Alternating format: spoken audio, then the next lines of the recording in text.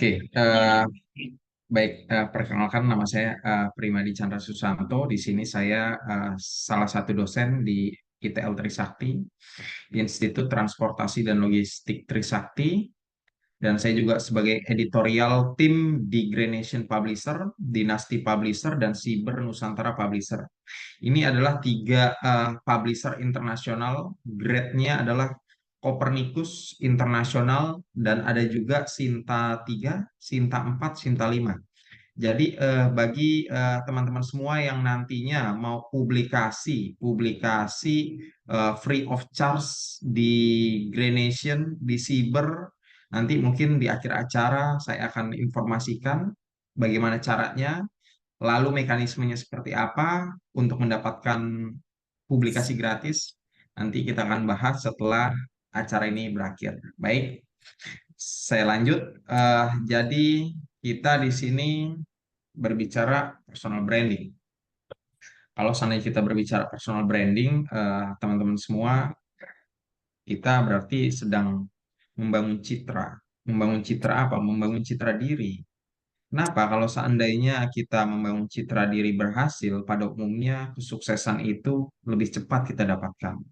Namun sebaliknya, kalau seandainya kita lambat membangun citra diri dalam perusahaan tempat kita bekerja, biasanya karir kita stuck atau berhenti atau kita gagal gitu. Sebelum kita memulai personal branding dalam diri, apa yang kira-kira perlu kita persiapkan? Boleh mungkin suaranya dari audiens yang ada di Zoom, boleh kita diskusi dulu kira-kira apaan sih yang harus dipersiapkan kalau misalnya kita bicara personal branding?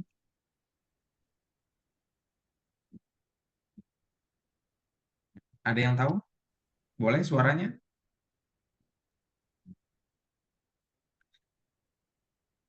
Kalau seandainya kita bicara personal branding nih, apa nih kira-kira yang harus dipersiapkan oleh kita sebagai karyawan yang lagi mau personal branding diri kita? Izin Oke, Pak, kalau nggak ada, saya izin lanjut nih. izin Pak Oke, Bupati. jadi sebelum kita berbicara personal branding, kita tuh harus bisa mengenal diri sendiri. Kalau kata Socrates itu salah satu filsuf, mengenal diri sendiri adalah suatu hal yang mudah dilakukan. Namun, kita menjadi keliru terhadap tujuan hidup karena tidak mengenal siapa diri kita sebenarnya. Ini adalah kata kunci sebelum kita personal branding. Makanya kita harus tahu dulu tuh, mengenal diri dulu kan. Setelah kita tahu diri kita ini siapa sih, terus bagaimana sih, lalu apa sih kendalanya itu. Pokoknya kita tahu antara kelebihan diri kita, kekurangan diri kita. Setelah itu kita tahu diri kita nih arahnya mau kemana nih ke depannya, passionnya gitu. Udah tahu semua, udah enak gitu. Kita udah bisa personal branding diri kita kan. Namun kita sebelum masuk ke personal branding, who am I? Apa yang kita senangi? Apa sih yang aku senangi nih? Kita harus catat dulu tuh. Lalu, apakah yang aku senangi berdampak baik untuk diriku dan orang lain? Kita tulis juga tuh. Lalu, apa yang tidak aku sukai? Kita tulis lagi. Lalu pertanyaan terakhir adalah apakah yang tidak aku sukai berdampak baik untuk diriku dan orang lain? Kalau seandainya kita udah tahu jawabannya dari empat pertanyaan ini, kita personal branding ke depan pasti lancar tanpa kendala. Namun sebaliknya kalau seandainya kita belum bisa menjawab, masih bingung jawabnya, mungkin saat kita mau personal branding akan terkendala. Saya lanjut ya, teman-teman. Lalu personal branding ini adalah sebenarnya tuh salah satu strategi karyawan, salah satu salah satu strategi si fresh graduate yang baru kerja untuk apa? Membangun citra diri, membangun citra diri yang positif. Dengan kita bisa personal branding, minimal orang sekeliling kita tahu keunggulan kita. Karena kalau misalnya kita bicara personal branding, yang terlekat termemori adalah keunggulan diri kita kan. Misalkan, wah kita baru lulusan nih dari S1 manajemen sumber daya manusia, keterima kerja jadi HRD. Setelah itu kita memang ahlinya nih di bidang proses interview dengan metode behavioral event interview yang nggak semua HRD mungkin paham, yang nggak semua HRD mungkin nggak melakukan itu, hanya melakukan misalkan dengan traditional interview atau competency based interview, tapi dia nggak melakukan dengan behavioral event interview. Sedangkan kita, anak yang kemarin baru lulus dari sarjana manajemen sumber daya manusia, kita paham dengan behavioral event interview. Jadi akan melekat tuh branding kita. Oh iya, si A tuh jagonya tuh tentang tentang behavioral event interview gitu. Oke, kita lanjut. Jadi personal branding ini sebelumnya kita harus menjelaskan 3W ya. Apa nih 3W? Who are you? Oke. Yang kedua apa? What have you done? Yang ketiga, what will you do? Jadi 3W ini sangat dasar, sangat basic. Jadi kita harus tahu dulu siapa sih diri kita yang sebenarnya gitu ya. Terus kita juga harus tahu juga apakah yang apa yang telah kita lakukan sebelumnya gitu. Terus apa visi misi ke depan diri kita nih? Jadi kita harus paham dulu seperti itu. Setelah itu baru kita masuk tuh ke area personal branding. Jadi karir cemerlang ini ya semua orang pasti namanya kerja gitu sama perusahaan sama orang dalam tim pasti ingin ingin apa? Branding diri dengan tepat dan baik. Supaya kenapa? Supaya perusahaan suka sama kita. Saat promosi jabatan kita akan apa? Akan diberikan kesempatan itu untuk apa? Untuk naik posisi. Lalu bagaimana nih caranya meningkatkan personal branding kita nih? Meningkatkan personal branding kita dengan cara satu, kalau seandainya kita baru mau cari kerja gitu ya, baru lulus lah, tampilkan citra diri kita sesuai portofolio. Jangan kita buat portofolio yang memang misalkan nggak sesuai dengan diri kita. Nanti saat kita di interview, kita malah menjadi hal negatif. Gitu. Oke, yang kedua kita bisa bangun networking. Kenapa bangun networking? Karena networking ini sangat penting. Kalau seandainya kita nggak bisa bangun networking, pengalaman, kemampuan saja nggak cukup. Harus ada apa? Networking yang bagus. Kalau seandainya networkingnya bagus di luar, potensi untuk sukses akan lebih tinggi. Lalu yang ketiga, maksimalkan media sosial. Jadi media sosial itu bukan untuk kita mencari teman baru gitu ya, tapi kita tunjukkan bahwa kita memang nge-like-nya atau followersnya followers yang positif semua.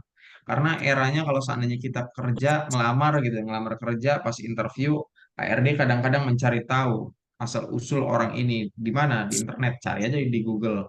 Keluar tuh Instagramnya, kita cek Instagramnya, ternyata followersnya followers yang nggak bagus gitu, mengikuti konten-konten yang nggak bagus, itu kan menjadi penilaian negatif bagi siapa? Bagi orang yang sedang cari kerja. Oke, kita lanjut. Buat website pribadi. Kalau saya nggak bisa buat website, kita bisa apa? Bikin blog. Kita bikin blog itu kan gratis ya. Jadi kita bikin blogger, kita upload tulisan-tulisan kita, atau memang nggak usah lah pakai website pribadi, cukup kita menulis artikel teman-teman. Kita tulis artikel yang memang artikel itu bereputasi, berdampak untuk masyarakat luas, nama kita jadi terkenal. Nama kita terkenal dan kita memang bisa mendapatkan apa? Mendapatkan nilai positif. Misalkan kita baru lulus, punya 5 artikel, saat kita ngelamar kerja, si HRD-nya ngecek nama kita di Google. Pas ngecek, oh iya ternyata si kandidat ini pernah menulis tentang manajemen sumber daya manusia. Kebetulan orang yang saya cari di bidang manajemen sumber daya manusia. Linear juga lagi dengan pendidikannya. Jadi apa? Menambah edit value kita untuk apa? Untuk dilihat oleh orang lain. konsisten. Jadi di sini dalam hal ini kita harus konsisten. Kalau misalnya kita bicara personal branding ya kita harus konsisten. Nggak bisa kita personal branding diri kita hanya untuk hari ini dan 1 bulan ke depan. Setelah itu kita stuck, berhenti. Nggak bisa seperti itu, teman-teman. Jadi konsisten ini sangat Ya, penting pasti. Hah? ya. Jadi sangat Sadar penting. aja ya. Oke, boleh di mute ya. Oke, saya mute. Oke, jadi konsisten ini sangat penting supaya kenapa? Supaya memang hasil personal branding itu sangat signifikan. Lalu eh, di sini ada kata-kata nih, jangan dibayangkan lakukan sekarang juga. Kadang-kadang gini ya teman-teman ya. Kita punya keinginan hari ini misalkan membuat sesuatu yang bermanfaat, tapi hanya keinginan aja, tapi nggak pernah dilakukan dengan hal-hal yang bisa keinginan itu terwujud gitu. Jadi itu harus kita hilangkan budaya seperti itu. Kalau seandainya ada di dalam diri kita yang seperti itu, coba kita rubah dah. Jangan hanya dibayangkan, tapi kita lakukan sekarang juga. Oke? Di sini ada kata-kata nih, 20 tahun dari sekarang kamu akan lebih kecewa dengan apa yang tidak kamu lakukan daripada yang sudah kamu lakukan. Jadi buanglah tali busur berlayar jauh dari pelabuhan yang aman, tangkap angin perdagangan di layar kamu, jelajahi, bermimpilah, temukan. Itu kata dari Mark Twain. Jadi ini adalah salah satu motivasi yang membuat mindset kita terbuka, teman-teman. Kita boleh cermati kata-kata yang ada di layar ini, kita ulangi lagi bacanya sampai kita paham. Setelah kita paham, pasti hati kita akan tergerak untuk jangan hanya dibayangkan saja, namun kita lakukan sekarang juga. Oke, di sini ada you are unique. Jadi kalau saat ini kita bicara personal branding, kita harus unik dari orang lain. Kalau orang lain hanya punya keterampilan A, B, C, kalau bisa kita A, B, C, D, E, F, G. Jadi dengan diferensiasi atau perbedaan itu, itulah khas kita yang melekat pada diri kita. Kerja 5 tahun jadi staff, nggak bisa branding dirinya, ya jadi staff terus tuh sampai 8 tahun, 10 tahun juga kan. Tapi dengan kita bisa branding diri kita dengan suatu keunggulan atau suatu khas yang positif di mata pimpinan, staff 5 tahun naik di tahun ke-6 jadi supervisor, jadi supervisor 3 tahun naik jadi asisten manajer 1 tahun naik jadi manajer dalam kurun waktu 10 tahun kita udah jadi manajer, kita meniti karir dari bawah kan. Yang pertama, manfaat personal branding ini pastinya meningkatkan kredibilitas kita dan rasa percaya diri kita. Kalau seandainya orang yang punya personal branding, yang memang bisa branding dirinya dengan tepat dan cepat, biasanya orang itu mempunyai kredibilitas yang tinggi dan rasa percaya diri yang tinggi ya. Lalu membantu memperluas koneksi pastinya. Kalau seandainya di era digital kita punya sosial media ya kita branding diri kita di sana orang pasti terkoneksi dengan kita. Kalau kita terkoneksi dengan dia, paling enggak dengan kita terkoneksi berarti kita bisa memperluas jaringan kita berkomunikasi. Karena eranya sekarang harus kolaborasi, harus punya networking supaya kita nggak hanya ada di dalam aja, bisa keluar. Di luar kita punya teman banyak, kita punya networking yang bagus, kita punya kompetensi, pastinya nggak sulit untuk mendapatkan kesuksesan karir. Atau memang kalau seandainya kita nggak berkarir tapi menjadi pengusaha, entrepreneur, kita juga bisa kesuksesan dalam entrepreneur karena jaringan kita banyak di luar. Lalu yang ketiga menunjukkan dengan mengembangkan kemampuan. Kita tunjukkan tuh ya kan kemampuan kita. Supaya kenapa? Orang tahu kalau kita punya kemampuan nggak pernah kita tunjukkan pada pimpinan. Pimpinan mana tahu kemampuan kita. Kalau kita bisa menunjukkan kemampuan kita, berarti kita apa? Kita dipercaya dan di mata pimpinan kita memang mampu, kredibel. Tapi kalau misalnya kita punya kemampuan, kita diem aja, kita nggak pernah tunjukin, orang nggak bakal tahu tuh kemampuan kita. Harusnya kita udah promosi jabatan, nggak promosi jabatan karena kita dianggap nggak mampu. Jadi jangan khawatir, jangan takut kalau misalnya kita punya kemampuan, kita tunjukkan. Karena kemampuan kita itu kita dedikasikan untuk kemajuan apa? Perusahaan tempat kita bekerja. Atau tempat kita mencari nafkah atau rezeki kan. Kita kontribusi semaksimal mungkin supaya memang organisasi itu bisa dapat maju. Yang keempat, bernilai tinggi. Kenapa kita bernilai tinggi? Kalau seandainya kita jadi orang yang dipandang oleh manajemen, oh iya orang itu bisa A, bisa B, bisa C, kerjanya cepat. Kita bernilai tinggi. Seandainya pun kita mau resign, pasti dia kan. Pasti dicegah sama pimpinan, jangan resign lah. Di sini dulu aja lah. Kan gitu. Tapi kalau seandainya kita nggak ada artinya di mata pimpinan, pasti saat kita mau resign, ya udah, silakan. Gitu.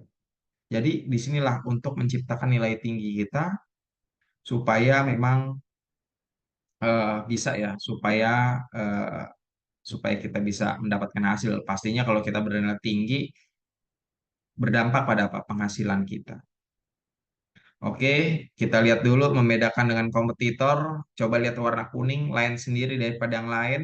Oke, inilah pembeda kita dengan orang lain. Tapi kita lain sendiri dalam hal positif. Kita punya kemampuan yang orang lain nggak punya. Ini yang dicari dalam industri kerja. Kalau seandainya kemampuan kita sama dengan yang lain, mungkin sama juga karir kita dengan yang lain. Dengan kita punya keunggulan, pasti kita akan mempunyai nilai tambah di mata pimpinan.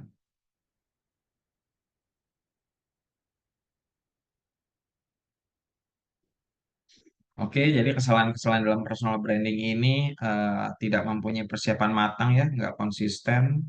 Orangnya juga nggak punya strategi yang jelas dan tidak lebih unik dari kompetitor. Biasanya kalau misalnya orang empat hal ini nggak ada dalam dirinya, ya udah personal branding bisa katakan failed atau gagal. Oke, di sini penting juga untuk kita memulai rancangan dalam memetakan karir sesuai potensi yang ada di dalam diri kita agar apa? Nggak salah passion. Coba bayangin kalau seandainya kita salah passion, kerja juga nggak enak. Kerja itu nggak bisa dengan rasa coba-coba atau terpaksa. Kerja itu dari hati supaya output dari pekerjaan itu menghasilkan kinerja yang bagus. Outcome-nya apa?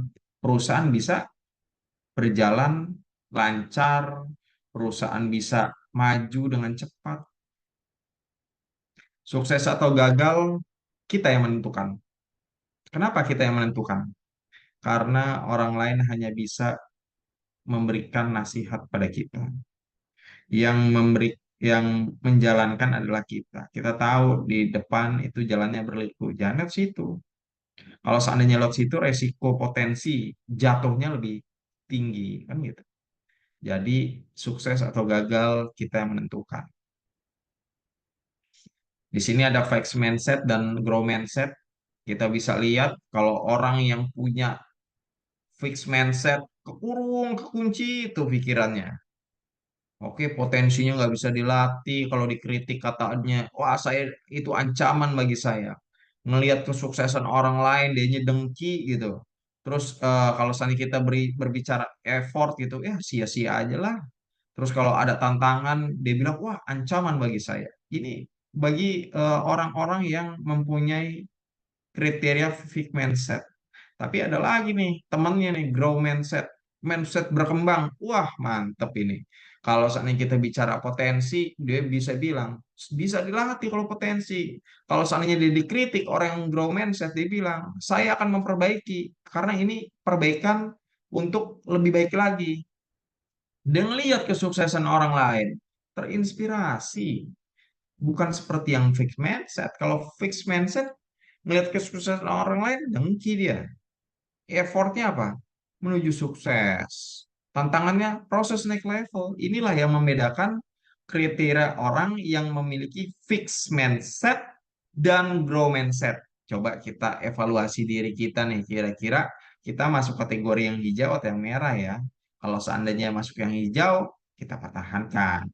Kalau seandainya masuk yang merah, kita evaluasi dan kita rubah supaya bisa berubah menjadi yang warna hijau. Oke, kalau teman kita speednya 100 gitu ya dalam dunia kerja, kita berarti harus bisa 120. Kenapa? Dengan kita 120 berarti kita bisa mengalahi speed dia dan kita lebih unggul daripada dia. Boleh nggak sih kalau sebenarnya dunia kerja itu kita kompetisi? Boleh kompetisi, kompetisi yang sehat, tidak saling menjatuhkan. Kita mengukur kemampuan teman kita berapa, kita lebih unggul, ya nggak masalah. Yang penting kita mempunyai karya, mempunyai hasil kerja yang nyata, bukan hanya sekedar omong-omong saja, tapi bisa ngomongnya banyak, pintar ngomong, tapi hasil kerjanya tidak ada. Bukan yang seperti itu yang dimaksud. Jadi di sini yang dimaksud 120 adalah minimal kompetensi yang kita miliki lebih daripada teman kita. Kalau seandainya kita bicara fase sukses gitu ya, kan ada yang bilang, ah saya mah kerja udah di sini aja lah, udah nyaman gitu. Wah, harus ada lagi nih temen yang bicara, wah ya, kalau saya mau sukses harus keluar nih dari zona nyaman gitu. Itu esensinya apa sih? Maksudnya kadang-kadang kita pernah dengar seperti itu kan? Kita bisa lihat gambar yang saya tayangkan adalah ada zona nyaman, zona takut, zona belajar, zona tumbuh. Inilah yang harus kita lewati.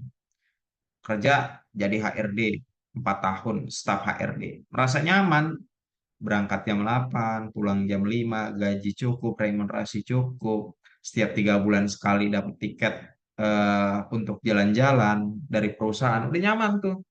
Tapi dengan rasa nyaman itu dia jadi takut masuk ke zona mana? Masuk ke zona belajar. Kenapa dia takut masuk ke zona belajar? Karena ada zona takut. Zona takutnya apa? Kaitannya dengan kurang percaya diri, sering alasan, mudah dipengaruhi. Untuk sukses, kita ada di lingkaran paling kecil tuh, zona nyaman. Kita wajib wajib apa? Melangkahi zona takut. Dari zona nyaman harus loncat ke zona belajar dan meloncati zona takut. Saat kita udah masuk zona belajar udah aman nih. Kenapa? Belajar skill baru, menghadapi masalah dan tantangan. Setelah kita udah bisa seperti itu, masuk zona bertumbuh. Zona bertumbuh punya mimpi, menargetkan goal baru, berusaha berusaha mencapai target, mencari mencari tujuan. Jadi dalam hal ini sebenarnya zona takut ini harus kita sadari dan kita lawan supaya apa? Kita masuk zona belajar. Oke, di sini rahasia untuk mencapai karir yang sukses. Pertama, ya pasti ramah terhadap rekan kerja. Orang yang ramah itu bakal diterima dimanapun, lingkungan kerjaannya kondusif. Yang kedua, memberi ide saat rapat. Kalau seandainya kita menjadi seorang pimpinan, jangan pernah lupa saat rapat kita bilang apakah ada ide dari teman-teman semua. Kalau seandainya kita yang jadi anak buah, kita dengar kata-kata seperti itu, kita minimal berani tunjuk tangan, melontarkan ide kita. Walaupun ide kita nanti nggak dipakai, itu urusan nomor sekian. Yang penting apa? Yang penting kita udah berani mengatakan ide tersebut. Yang ketiga, melakukan brainstorming. Setiap ada kendala, kita brainstorming dulu. Kita cari solusinya. Yang keempat, tingkatkan rasa disiplin kita, kesadaran disiplin. Yang kelima, membangun relasi. Yang keenam, lingkungan yang toksik, hindari ya. Lalu yang ketujuh, evaluasi diri. Jadi kalau misalnya kita mau bicara sukses karir dalam industri kerja, ya minimal tujuh ini kita miliki, kita akan sukses karir dan promosi mendekati kita. Kenapa saya bilang seperti itu? Ini adalah suatu pengalaman sewaktu saya menjadi human capital management di salah satu perusahaan internasional di Indonesia yang membuka kantor perwakilan negara di negara kita. Jadi ada perusahaan konstruksi internasional yang membuka representatif office di negara Indonesia bertaraf internasional. Saya jadi human capital di sana, dan saya melihat kalau seandainya orang punya tujuh seperti ini, 7 poin ini, biasanya promosi jabatan akan dekat pada orang itu. Lalu tanpa kita sadari juga pekerjaan yang kita sering tunda nih ya, kalau seandainya kita masuk jam 8, setengah 9 masih lap-lap meja, jam 9 masih nyeduh kopi gitu, atau nyeduh teh. Terus jam 9.15 masih makan, jam setengah 10 efektif baru mulai kerja. Jam 4 tuh pekerjaan belum selesai, seharusnya setengah 5 dia pulang, jam setengah 6 dia baru pulang. Kenapa? Karena dia udah memakan waktu di depan dan menumpuk pekerjaan yang menunda kerjaan. Coba kalau seandainya masih ada perasaan seperti itu, kita rubah. Kebiasaan menunda itu membuat kita menuai setumpuk pekerjaan. Udah tertumpuk, kita kerjakan buru-buru, yang ada tergesa-gesa, lalu terjadinya kesalahan yang memang tidak disukai oleh pimpinan. Lalu hati-hati duduk di posisi ini dalam berkarir, kita ngerasa ya, bergerak, tapi nggak kemana-mana gitu ya. Bagaikan kursi goyang kan, kalau kursi goyang kan nggak kemana-mana tuh ya. Dia bikin nyaman orang, tapi nggak kemana-mana. Karir pun seperti itu, hati-hati duduk di posisi zona nyaman yang mungkin kita nggak berani dan nggak mau kemana-mana. Lalu gagal itu wajar, tapi kalau gagal terus-menerus itu tidak wajar. Rumus sederhananya adalah people X do sama dengan have. Artinya jika kita ingin mendapatkan sesuatu yaitu have ya, itu bergantung pada apa? People ya, kita sendiri, dan dikali dengan do. Do itu cara melakukannya, strateginya, polanya dan sebagainya lah. Jadi intinya kalau misalnya kita mau sukses, selain personal branding, udah people X do sama dengan have ketemu udah. Setelah itu pimpinan yang menilai hasil prestasi kerja kita kan. Setelah itu cara-cara mengatasi kegagalan, pertama kita kenali dulu atau identifikasi dulu penyebab kegagalan tersebut. Setelah itu belajar dari kegagalan dengan mempelajari penyebabnya, lalu kenali dulu kelemahan diri kita, lalu ubah cara kerja kita sesuai kebutuhan, lalu kembali pada tujuan semula untuk sukses. Minimal kalau misalnya kita kerja gagal terus, salah terus, kita coba nomor satu. Setelah nomor satu wajib nomor dua. Terus nomor tiga kita bikin matriks kelemahan diri. Sebelah kiri 7 kelemahan diri kita. Sebelah kanan 7 keunggulan diri kita. Udah kita tahu tuh. Kalau kita tahu kelemahan kita berarti kita harus sadar untuk memperbaiki kekurangan itu menjadi apa? Kelebihan. Belajar, kursus gitu. Oke, lalu jangan lupa kembali pada tujuan semula untuk sukses supaya nggak patah semangat. Lalu di sini ada lagi eh, ini ya, satu gambar yang mungkin bisa mencerminkan membuka pikiran kita juga. Gambar pertama lihat ada gambar telur sama ayam, telurnya pecah keluar ayam. Yang kedua ada gambar telur, ada banyak telur pecah nggak jadi ayam.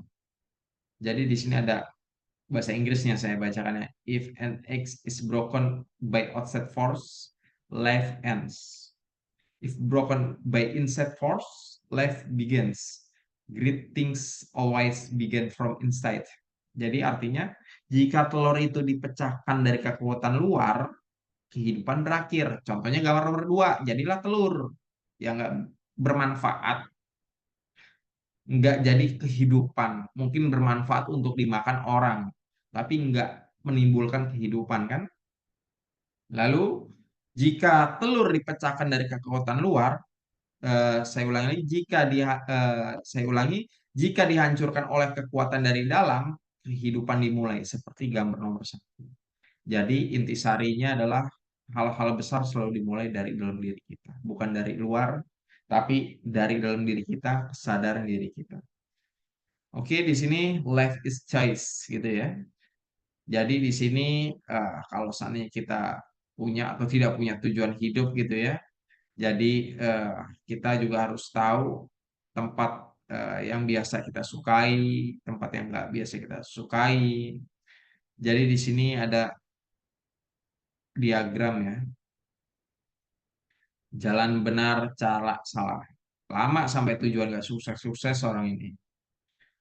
Ada lagi jalan salah, cara salah. Ini pasti nggak sampai juga. Ada lagi jalan salah, cara benar. Bisa sampai tujuan tapi lama sampainya. Yang paling bagus adalah jalan benar dan cara benar. Jadi cepat sampai tujuan. Ini adalah namanya jendela jauh hari atau Johari window. Oke. Lalu di sini eh, dianalogikan seorang anak kecil lagi main panah dan memanah. Tidak ada pesawat yang mencapai tujuannya jika tidak diarahkan pada jalur yang benar. Begitupun orang lagi pegang panah, pegang busur, dilepaskan, masuklah ke lingkaran yang berwarna kuning karena diarahkan. Begitupun hidup kita. Kalau misalnya kita ingin mencapai tujuan, berarti kita harus apa? Mengarahkan diri kita. Mengarahkan diri seperti apa? Kita tahu kekurangan diri kita tutupi dengan kita belajar supaya kekurangan itu bisa menjadi kelebihan nantinya. Lalu tidak ada uap yang mampu menggerakkan turbin jika tidak ditampung dalam silinder dan diarahkan pada piston penggerak. Tidak ada kehidupan yang hebat tanpa diarahkan pada sasaran yang. Di sini ada minat versus komitmen. Kalau seandainya kita pernah dengar, ah, saya minat, saya minat. Tapi minat itu belum tentu sukses kan? Kenapa? Saat kita bicara minat, kita akan melakukan sesuatu. Tapi kita ini dalam keadaan saat mendukung. Tapi kita bilang minat, kita melakukan suatu. Ternyata kita lagi jalan, pintunya kekunci. Berarti kan keadaannya nggak mendukung tuh untuk kita meneruskan perjalanan. Orang itu berhenti, bingung. Tapi kalau seandainya kita berbicara komitmen, komitmen ini dia akan tetap melakukan tanpa alasan apapun hingga mencapai hasil. Lalu cobalah untuk mengagungkan cita-cita setinggi langit, lalu ujilah batas kemampuan Anda. Manfaatkan sebaik-baiknya potensi dalam diri Anda, dan tidak ada orang yang akan merasa meraih cita-citanya hanya dengan berbekal tenaga dan usaha biasa-biasa saja. Artinya adalah kita harus bekerja ekstra. Sedikit bicara, banyak kerja ekstra. Inilah yang menentukan kita berhasil atau tidak. Lalu kalau kita memiliki visi tapi tidak membuatnya menjadi kenyataan gitu ya, kita hanya jadi orang penghayal aja. Tapi kalau seandainya misi itu kita tuangkan dalam satu action, kita pasti akan bisa masuk kategori yang bisa dikatakan sukses karir. Di sini positive mind a positive mind will give you a positive life. Jadi tanamkan kata bisa. Kenapa? Kalau misalnya kita dalam kesulitan, kita afirmasi diri, pasti bisa, yakin bisa ya, pasti akan bisa. Sesusah apapun ujian yang kita hadapi, kalau misalnya kita yakin bisa, kita akan menjalaninya dengan damai. Tapi kalau misalnya kita udah barrier hati kita, pastinya semudah apapun masalah yang ada, kita anggap sulit. Ini contoh-contoh afirmasi mungkin boleh nanti dibaca dan ditanamkan, dipatri dalam hati kita masing-masing. Lalu penutup dari materi ini adalah jangan lupa sebelum menuju sukses. Yang pertama, saya izin ingatkan, raih doa restu dari orang tua tercinta. Yang kedua, bakti dengan orang tua kita, kedua orang tua kita. Yang ketiga, usaha ekstra dan berdoa sama dengan ikhtiar kalau dalam Islam. Lalu jadilah orang yang amanah. Jadi semoga sukses menyertai kita kalau seandainya empat hal ini ada dalam diri kita. Lalu kata Imam Syafi'i juga mengatakan bahwa jika kamu tidak sanggup menahan lelahnya belajar, maka kamu harus sanggup menahan perihnya kebodohan. Baik, terima kasih. Saya tutup dengan filsafat ilmu. Mengetahui kelemahan dan kekurangan bukan berarti merendahkanmu, namun secara sadar memanfaatkan untuk lebih jujur dalam mengembangkan diri ke depan. Terima kasih, semoga sharing ini bermanfaat. Boleh kalau ada yang mau tanya jawab, open mic. Dan terakhir di sini ada nomor handphone saya. Kalau seandainya nanti teman-teman mau publikasi artikel Copernicus gratis, boleh nanti kita WhatsAppan dijamin gratis 100%. Dengan catatan adalah isunya adalah last issue. Apa artinya last issue? Misalkan sekarang bulan Juni, terbitan itu kan kadang-kadang Juni dan Juli. Oke, kalau seandainya kita terbitkan di bulan Juni dan Juli, itu harga sesuai website Copernicus itu 500.000. Tapi kalau seandainya teman-teman mau yang free, bisa juga kita sediakan untuk teman-teman peserta di webinar ini free of charge 100%, nggak ada biaya apapun. Artikelnya sesuaikan dengan template, Turnitinnya di bawah 25%, namanya artikel Copernicus Internasional berarti bahasa Inggris. Lalu pastikan di Grammarly dulu, setelah itu masuk last issue. Last issue itu adalah kurang lebih backdate lah. Misalkan sekarang bulan Juni, ada terbitan yang sekarang itu current issue di Juni dan Juli. Berarti kalau seandainya mau yang free of charge bisa masuk di bulan sebelum Juni. Mungkin bisa di bulan Mei, mungkin bisa di bulan April, mungkin bisa di bulan Maret. Yang pasti masih di semester ini juga. Karena kalau semesteran ini kan berakhir di Agustus ya. September nanti ganti semester lagi. Jadi kalau saya nanti mau yang last issue mungkin bisa isi di bulan terdekat dari Juni, yaitu mungkin Mei, mungkin April, mungkin Maret. Mungkin seperti itu teman-teman. Itu ada kontak saya, boleh diskusi tentang artikel. Kalau seandainya pun nanti teman-teman butuh artikel yang indeks Sinta, Sinta 3, Sinta 4, Sinta 5 juga boleh berkabar dengan saya karena saya salah satu tim editorial di Dinasti Publisher, di Granation Publisher, dan di satu lagi Cyber Publisher. Terima kasih, selamat malam. Saya mohon maaf kalau ada kata-kata yang kurang berkenan, ada penyampaian kurang pas, dan sekarang waktunya kita diskusi, tanya jawab. Kalau ada yang mau tanya jawab, mau diskusi, mau sharing, dipersilakan. Terima kasih, selamat malam.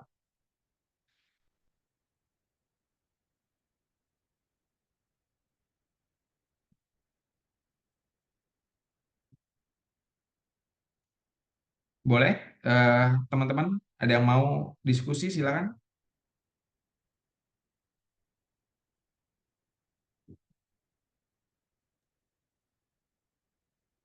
Izin Pak,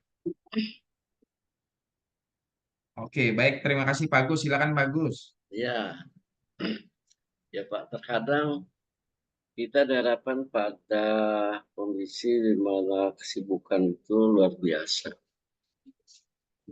sehingga kita akhirnya agak bingung mana yang harus kita dulukan. Nah, itu dalam suasana itu apa yang membuat apa ya? Apa yang harus kita lakukan dengan suasana itu, Pak? Oke, baik Pak Agus. Terima Ya, kasih atas pertanyaannya. Saya izin menjawab ya, Pak Agus ya. ya baik. Jadi dalam hal ini kesibukan kita sangat tinggi, mobilitas kita sangat tinggi. Apa yang kita harus lakukan? Pertama, kita harus membuat skala prioritas. Dengan kita tahu kita orang sibuk, dengan kita tahu agenda kita padat, berarti harus ada yang diprioritaskan kan?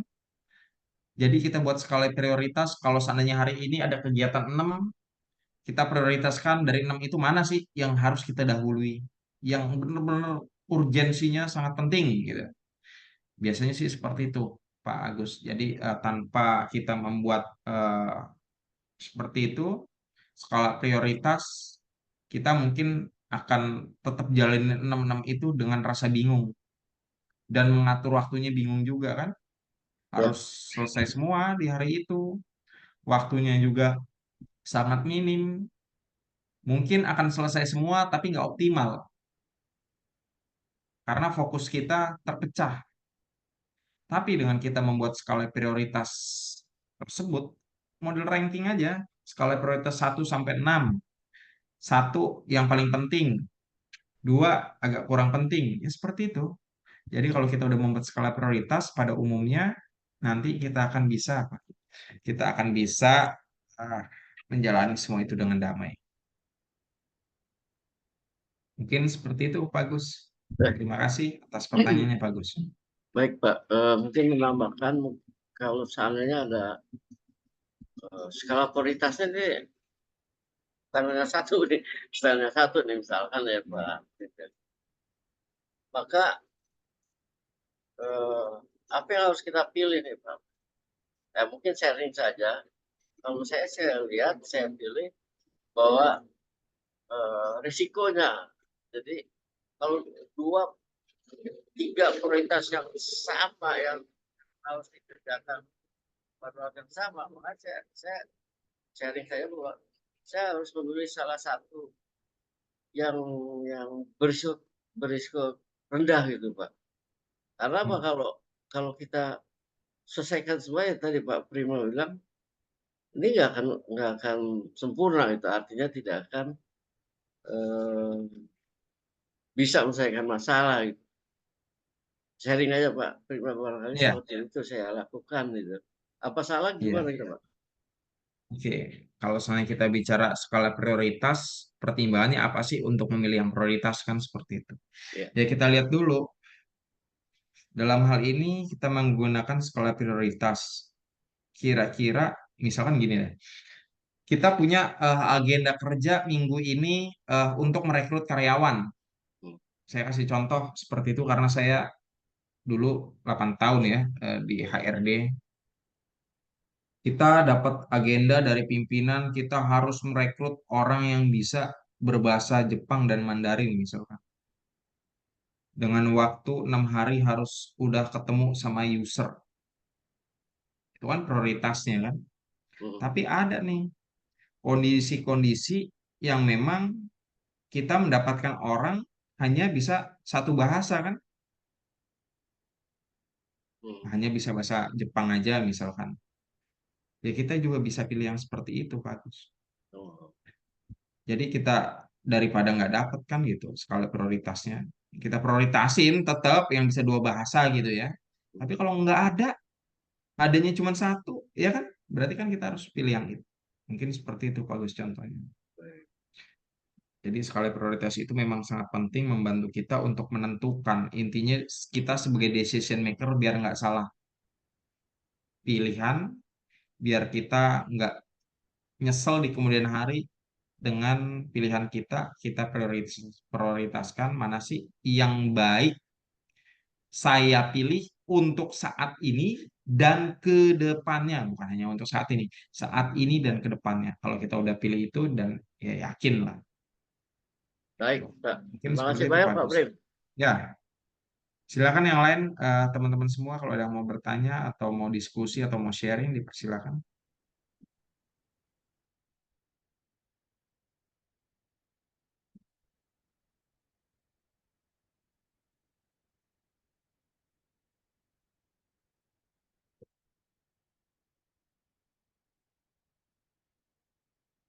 Teman-teman itu di chatbox kan ada absensi ya, presensi mohon diisi supaya nanti teman-teman dapat eh, dapat e-sertifikat dari penyelenggara. Terus kalau untuk materi pasti di-share oleh penyelenggara, nanti di-share oleh penyelenggara.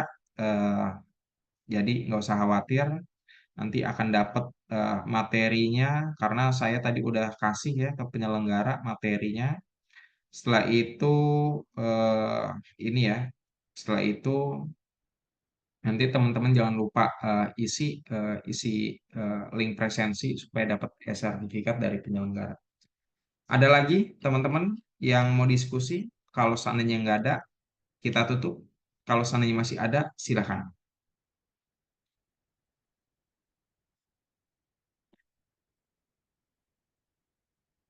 Boleh WhatsApp saya ya. Nanti di materi itu ada nomor saya. Kalau saya ada yang mau publikasi, publikasi yang gratis boleh, publikasi yang berbayar juga silakan. Jadi saya ingatkan lagi publikasi gratis untuk last issue, publikasi berbayar untuk current issue.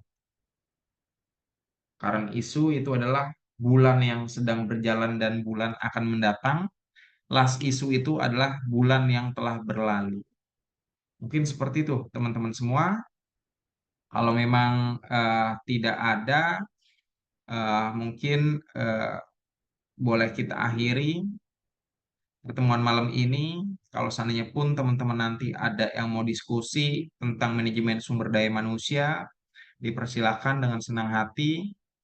Saya akan menjawab segera WhatsApp dari teman-teman. Terima kasih, selamat malam. Saya kembalikan pada kru akademi.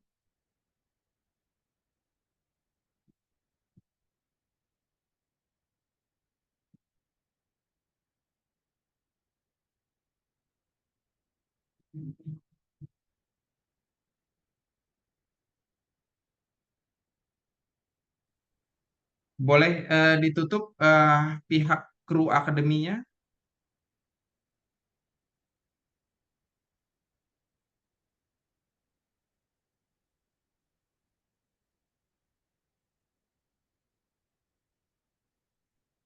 Oh, mungkin kru akademinya masih di jalan. Mungkin saya wakili tutup.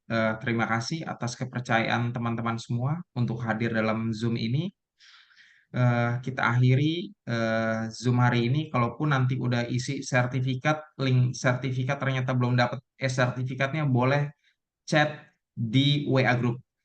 Karena di situ ada pihak kru akademi yang memang mempunyai kewajiban untuk memberikan sertifikat dan materi yang saya bawakan malam ini. Mungkin seperti itu teman-teman. Silakan bagi yang mau live Zoom dipersilakan dan saya juga izin pamit dari Zoom. Terima kasih, selamat malam.